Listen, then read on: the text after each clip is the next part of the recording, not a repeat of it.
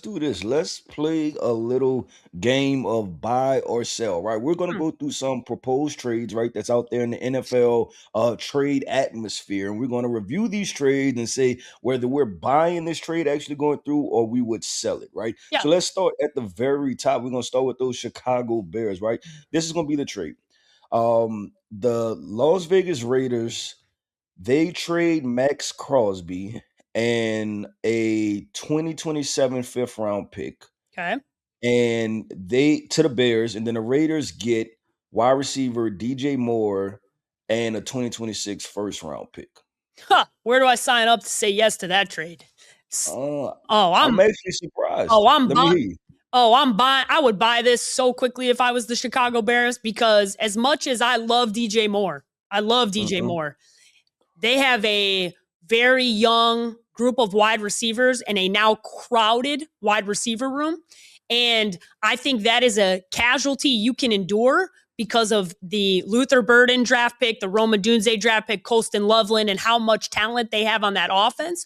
You need Max Crosby, and to only give up one first round pick, oh yeah, I'm buy, buy, buy, buy, buy, buy. Can't buy this. This is in sync. Buy, buy, buy. Need it right away. Gotta have it. Would say yes in 30 seconds. And I just saw Caleb Williams on Max Crosby's podcast, and you better believe he's tampering. That's my guy. Go get him, Caleb. It's time to bring our boy back to Chicago because he doesn't belong in Vegas. He definitely belongs in blue and orange. Okay, I'm gonna go in a total opposite way. I'm selling this if the Bears have to trade away DJ Moore and a first round pick. But more importantly is the DJ Moore conversation. And Yep. I'm gonna flesh this out, right? Because we've had conversations about their wide receiver room.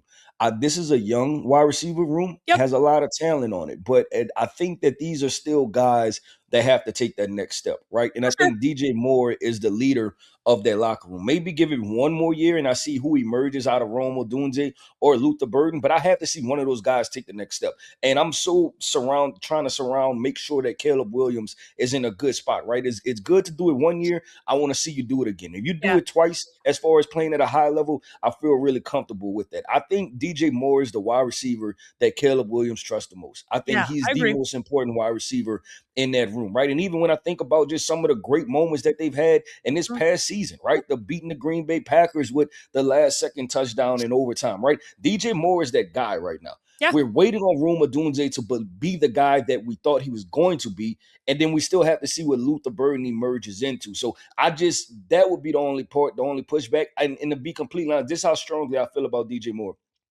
I would swap out DJ Moore, and I'll be willing to trade the Las Vegas Raiders 2 first-round picks Mm. for Max Crosby, right? If I Okay. just had to get the job done, I would just want to keep DJ Moore because I feel like he's a glue guy and a veteran Yeah. presence in that wide receiver room. And honestly, offensively, this is a very young Yeah. offense from the Yep. offensive tackles to the running back and Kyle Monangai to the tight end, right? Like this is a very young offense that they need some veteran leadership. It would be tough, but I think keeping only having considering that the Green Bay Packers up north had to give up 2 first rounders and a starter to get the Micah Mhm. Parsons deal done, you feel like you're kind of skating. Winning. Yeah, you winning. You winning this deal financially and from like a if that's the package you get and you trade away one less first round pick, you feel really Mhm. damn good about that. You feel really damn Yeah, good I about think that. if you put it in context of that perspective, right? The Michael Parsons trade versus that.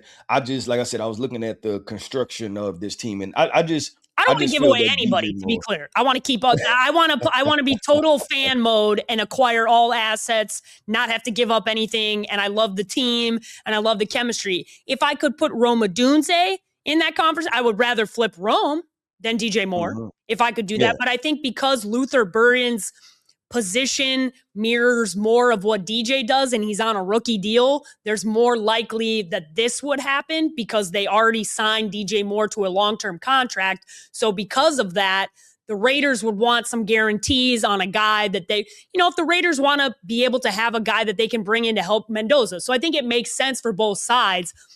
I would hate to see DJ leave, but man, it'd be nice to have Max Crosby, man. that Max Yeah, I Crosby. saw Max and Caleb sitting together, and I'm all gas, no brakes. Like I gotta have it happen. Gotta have it happen. That's funny. All right, let's get to this next trade, buy or sell. Here we go. The Jaguars trade away Brian Thomas and a 2026 fifth round pick to the Buffalo Bills. And the Buffalo Bills, I'm sorry. And then the Jaguars receive Keon Coleman and a 2026 first round pick. I would do this as well. I think the Jaguars gotta say yes on this fast. If you get a first round pick and you get Keon Coleman, that is when you talk about from a young team that took a major step forward with Trevor Lawrence and a new coaching staff this year. I think a change of scenery, right, for both guys, because Brian Thomas took a step backwards this year, and Keon Coleman obviously took a dramatic step backwards this year. If you're the Jaguars, I think you are like, yeah, I'm saying yes to this so fast. Yep. I don't know if Buffalo says yes to this though. Like I don't really love taking on a non-wide receiver one because I like Brian Thomas, but I haven't seen a consistency of calling him the guy for what Josh Allen needs. And I think almost mirrors the same problems that Keon Coleman has in some ways from a maturity standpoint is what you're looking at with Brian Thomas Jr. And then also having to give up a first round pick. Yeah, I don't know about that. So I like it from the Jag side, but if I'm the Bills, there's no way I'm doing this deal. Yeah, I agree with you. If I'm the Buffalo Bills, I think you got in desperation mode and you're trying to kind of clear your name / clear house, right? And kind of turn over a new leaf. This just gives me backfire. I agree. That this can backfire on you. I think these young men, they were even in the same draft class, I believe. So they're the same exact age, right? And like you said, Brian Thomas had a really good rookie year. And so you're basically trading to acquire that, right? Which is a lot just to have 1 year. We've seen wide receivers have one breakout year. So that's a lot. That's a lot. And I don't know if I would do that if I'm the Buffalo Bills, but you never know with the Pagulas and Brandon Bean and what they decide to draw up, right? If Brandon Bean does this is a atrocious. This is like category 5 hurricane level of stupidity because to get a first round pick and a guy who I'm not saying that Brian Thomas has the same issues as Keon Coleman, but the second year, they're the same year. They both regressed. They both had what are you upgrading? Like, I don't see you need a bona fide number one, not might be a number one. And you can't get rid of your assets because you need them damn draft picks because your roster isn't that good on both sides of the football around Josh Allen. So I can't justify doing that. If that happens, this is just save my ass moment with Keon Coleman. And that tells you everything you need to know about where the Buffalo Bills are headed. Yep, I agree. All right, let's go with this. The Chiefs trade away all-pro corner Trent McDuffie to the Los Angeles Rams, and then the Chiefs get a first-round pick. Are you buying or selling this? I'm buying this. I like this for both sides. The Kansas City Chiefs need to acquire assets. They need to acquire players, and they need to get better, and they need to get better fast. This roster is pretty bad on both sides of the football around Patrick Mahomes, and Mahomes is coming off of a major injury that happened in the back half of the season. I think this would be a big win for the Chiefs, and I think this is a tough pill to swallow because for the Chiefs, the reality is this is a move for your future instead of a move for right now this season.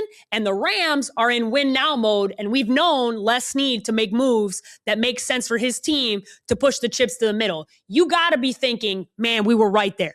The two best teams in the NFL all year long were the Seattle Seahawks and the LA Rams. We saw them battle 3 times. We saw it come down to the wire all 3 times. And the difference is splitting hairs, right? And so when you're talking about splitting hairs, if you can get a guy that can make a difference, you are one player away from being a Super Bowl champion. And I like this move for both sides.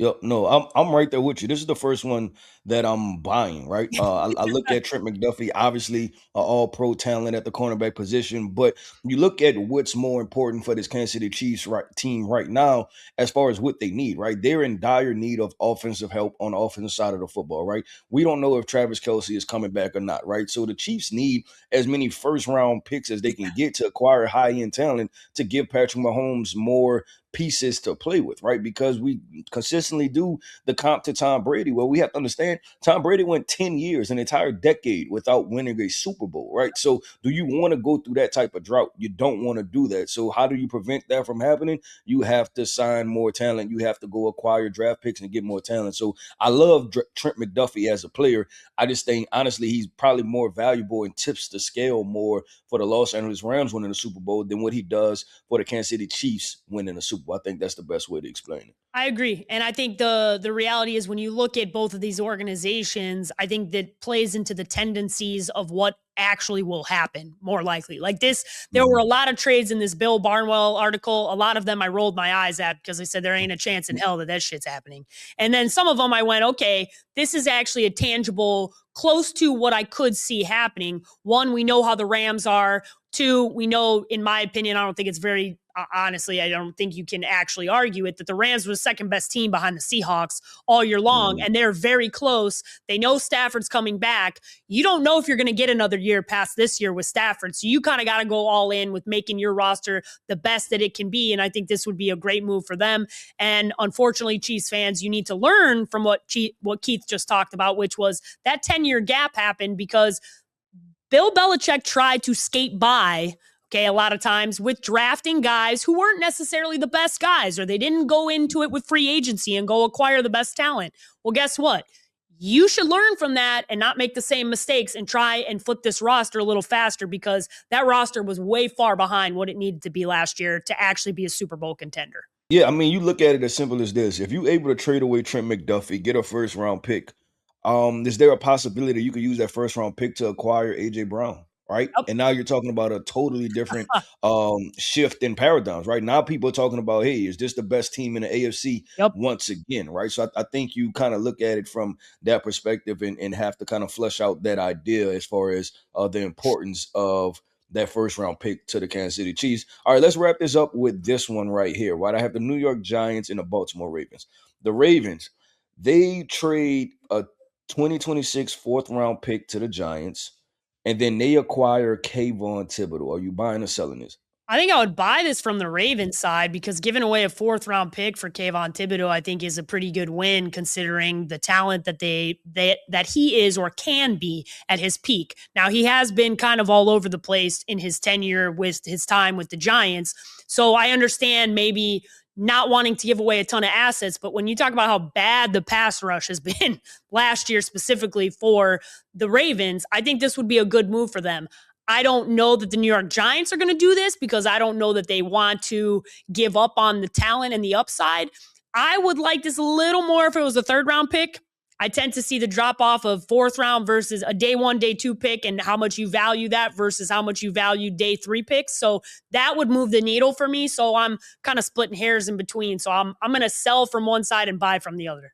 I'm gonna buy it from both sides, and here's why.